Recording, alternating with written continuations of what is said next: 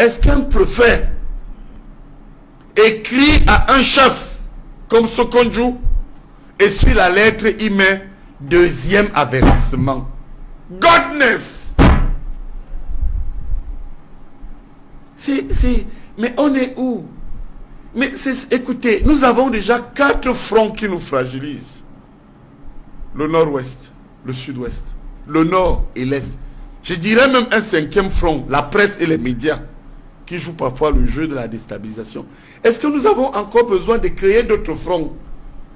Un préfet, vous savez, d'abord c'est une faute en matière de rédaction administrative. J'enseigne la rédaction administrative.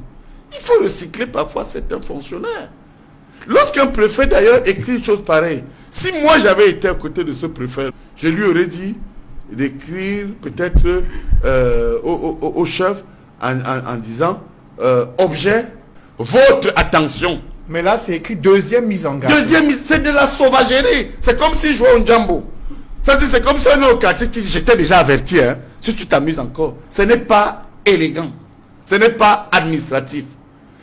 Mais ça veut dire que la chefferie a quand même précédé l'État, mon Dieu. C'est quoi cette histoire où Paul Biya, mon maître politique, prône l'apaisement? On a des autorités qui parlent comme ça à un chef. Parce que si vous allez menacer un chef comme moi je l'appelle pas Sokonju. Parce que c'était l'ami à mon père. Et je voudrais vous faire remarquer que qu'est-ce qu'on fait de nous les chefs RDPC qui tenons des réunions? Moi je tiens parfois des réunions politiques à l'effet de demander qu'on soutienne le président Paul Biya dans ma chefferie. J'ai même interdit, moi je suis allé plus loin que Sokonju. Les Yabassiens qui m'écoutent, j'ai interdit l'opposition dans ma circonscription politique.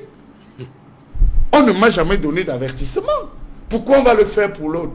Parce que historiquement, je voudrais quand même reconnaître que pas Sokonju, faux, le père faux, que je voudrais saluer avec toute la révérence. Avec toute la révérence, s'ils nous écoutent, je voudrais qu'ils ne prennent pas ça au sérieux. Ces gens ne savent pas ce qu'ils font. Ce sont des petits pushistes qui veulent renverser le président et qui veulent que les Bamileke se soulèvent contre le président. C'est une stratégie de ce que moi j'ai appelé le coup d'état scientifique.